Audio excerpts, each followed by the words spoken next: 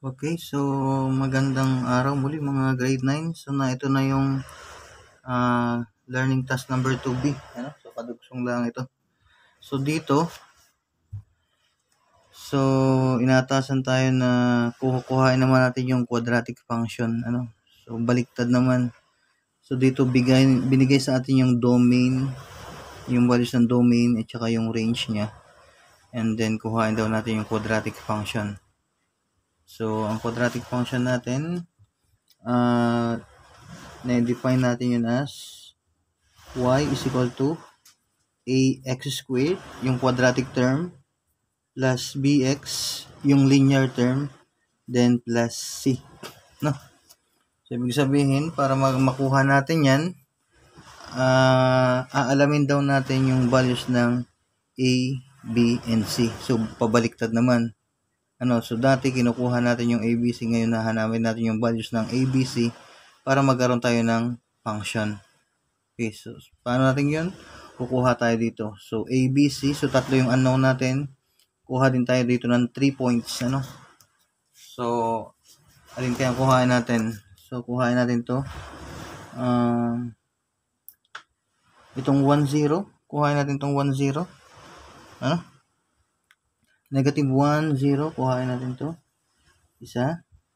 And then, kuhain din natin yung 0, negative 2. Ay, ito na lang. Magkakalapit. Yan. Kuhain natin yung tatlo. So, sir, ano bang gagawin dyan? So, ilista natin. So, ito muna. Negative 1, 0. So, ito yung ordered pair natin na number 1. Negative 1, 0. So, kita. Wow! Nalabo pa. Bakit baga?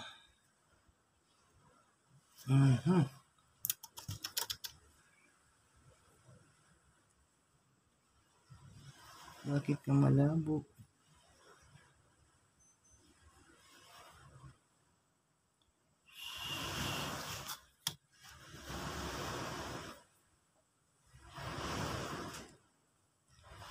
Hindi ata titino. Hey. Yun. Kala ko hindi na magkakaigi. Okay, so na yan. So, kinuha natin yung una natin, So, negative 1, 0. Okay? So, anong gagawin dyan? So, buhat dito, yung function natin, papalitan natin yung values ng x and y. So, sulat muna natin, sir. So, y is equal to ax squared plus bx plus c. Okay? And then, ito yung x, ito yung y. So, pinuha natin dito. Okay? Palitan natin. So, ang y ko ay 0. 0. And then, a. Ang x ko ay negative 1. Siyempre, may squared siya. And then, plus b. Yung x natin, negative 1. And then, plus c. So, wala siyang kasama. Okay? And then, 0.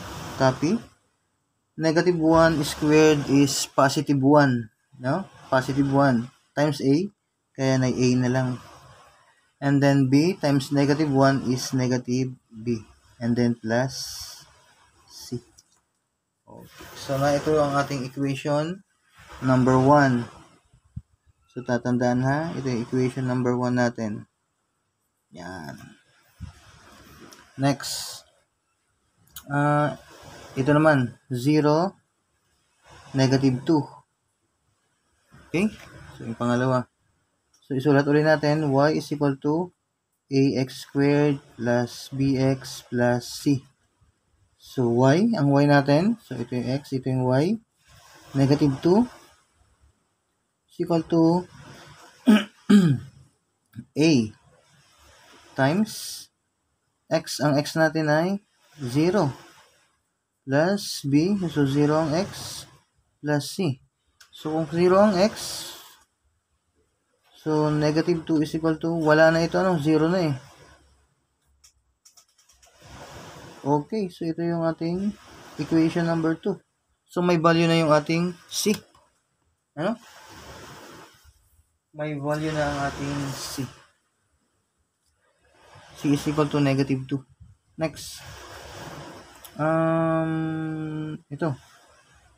1, negative 2. So, again, ito yung x, ito yung y. Okay? So, y is equal to ax squared plus bx plus c. Y, negative 2. A, ang x natin ay positive 1 plus b, x ay positive 1 plus c. So, negative 2 is equal to 1 squared is 1 times a is a. B times 1 is b. So, plus b and then copy plus c. Okay, ito yung equation number 3. Yan. So, after that, buhat dyan. So, tingnan natin yung okay na ito, equation number 2. So, wala tayong ibang gagawin kundi pagsasamahin itong equation number 1 and equation number 3. It's either addition or subtraction. Pero dapat may ma-eliminate na isang variable. Okay, sulat muna natin. So, equation number 1, 0 is equal to a minus b plus c. Ay, kaya pala nalabo, natatakpan pala. Sorry. Lipat natin. Okay. Pag natakpan ka pa ay. So, again, hindi na natin kukuha yung equation number 2 kasi may value na yung c. Doon tayo sa number 3. So, equation number 3, negative 2 is equal to a plus b plus c. Okay. And then, dito natin pag-iisipan kung may eliminate, addition or subtraction. So, makikita natin kung magiging addition, may eliminate na yung b. Kasi negative b plus b is 0. Okay? Kaya, addition na lang ang gagawin natin. So, plus. Okay. So, 0 plus negative 2 is negative 2. A plus A is 2A. Again, na-cancel na yung B. Okay? And C plus C, 2C. Okay, maliwanag. So, dadalawa na lang yung ating, anong tawag dito? Variable. And then, syempre, ito yung 1, 2, 3. Ito yung equation number 4 natin. Okay, so, buhat sa equation number 4. So, pwede na siguro nating masolve kasi may value na yung C. So, pagpapalitan ko yung value ng C, makukuha ko yung value ng A. Okay? So, ito yung equation number 4. So, wag malilito. So, negative 2 is equal to 2A plus 2C. Yan. And then, if C is equal to negative 2, so, ito binaliktad ko lang. So, papalitan ko lang yung C ng negative 2. So, therefore, negative 2 is equal to 2A plus 2. And then, yung value ng C natin, which is negative 2. Yan. Dito na tayo. Then, negative 2 is equal to, copy lang uli, 2A. And, 2 times negative 2 is negative 4. Okay? And then, ililipat ko ito sa kabila, So, negative 2A, mag-change ng sign, is equal to negative 4, natira ito rito. And then, ilipat ko ito magiging positive plus 2. Okay na? Yan. So, negative 2A is equal to negative 4 plus 2 is negative 2. Then, divide both sides by negative 2. So, negative 2 divided by negative 2. So, wala na siya. Kasi 1. A is equal to, ganun din, 1. Okay, may value na tayo ng A. So, ito na siya. Lagyan kaya natin ng box. And then, ito, may value na rin tayo ng C. Buhat dito. So, ang kailangan ko na lang ay value ng, so, kuhain na lang natin ay value ng B. So, saan tayo kukuha ng value ng B? Ito, pwede na tayo dito sa equation number 1. So, from equation number 1, 0 is equal to A minus B plus C. Okay, sorry. Wala sa camera. Okay, ayan. So again, may A na tayo, may C. Kukuha na natin yung value ng B. So bakit, sir, kinuha mo yung equation number 1? Kasi madali siya, ABC lang and then 0. So dito, may negative 2 pa. And then at the same time, so tingnan nyo ito, B ang kinukuha ko. Paglipat ko dun sa kabila, positive na agad siya. Okay? And then A plus C. So inilipat ko na. So natira dito A plus C. So B is equal to, ano yung value ng A natin? 1. Plus, ano yung value ng C natin? Na yun, negative 2. So B is equal to 1 plus negative 2 is negative 1. Okay. So meron na tayong ABC. So final answer natin to. If A is equal to 1, B is equal to negative 1, and C is equal to negative 2. So yan ay ayon dun sa ating final answer. Then yung ating ang tawag dito, function y is equal to ax squared plus bx plus c ay magiging y is equal to, ano yung value ng a natin? 1. Ilalagay ko pa ba? So hindi na, imaginary. 1 times x squared is x squared. And then b, papalitan ko ngayon yung b, negative 1 times x is negative x. Then plus c. So ang c natin ay negative 2, so minus 2. So ito yung ating final answer. So ito yung quadratic function.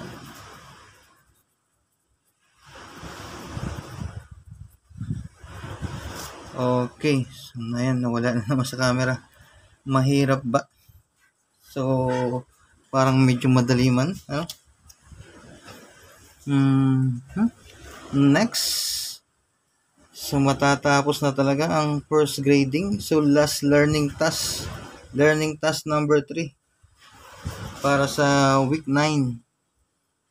And then basahin na natin. Find the largest area which the farmer can enclose with 56 meter of fencing materials. And then binigyan tayo ng drawing.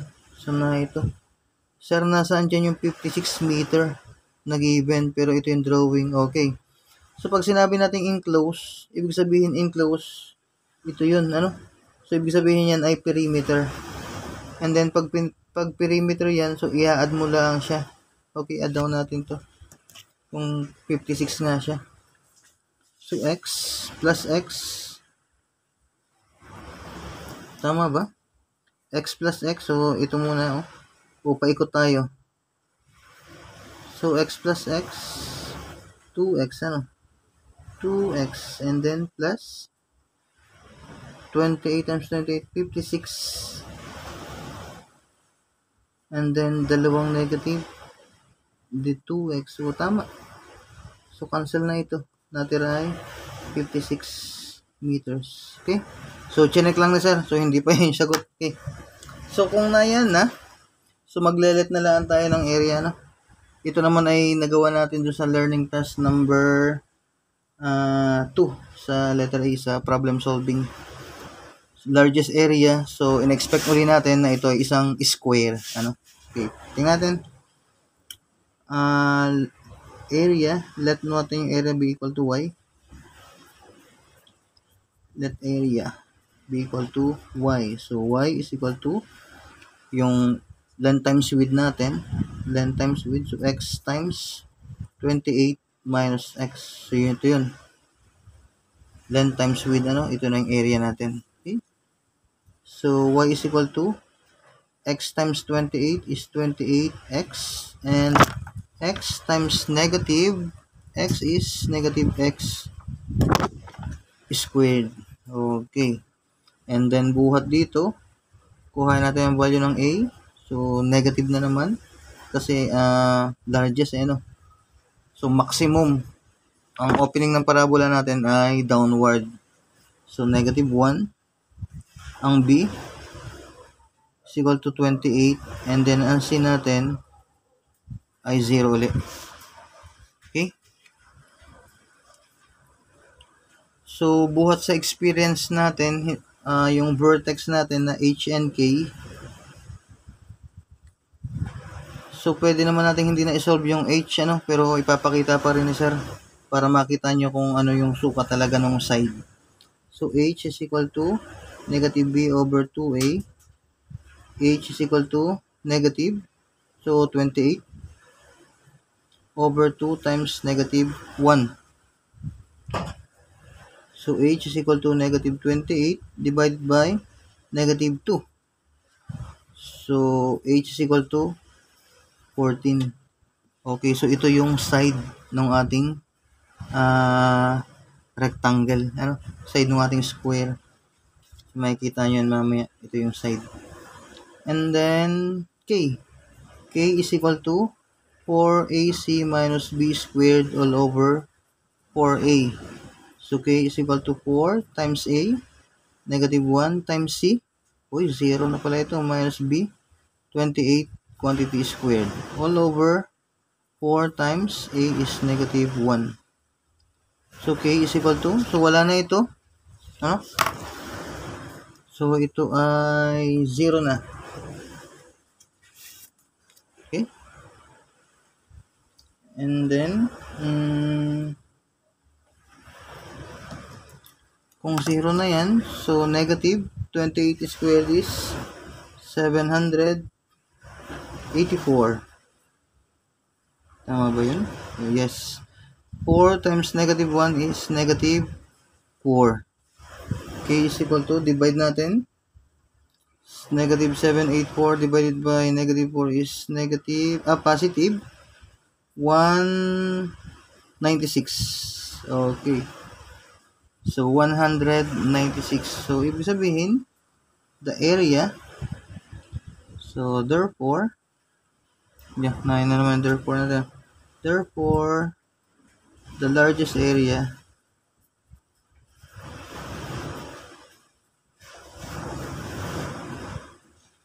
is 196. Ang units natin, meters, meter squared. Okay.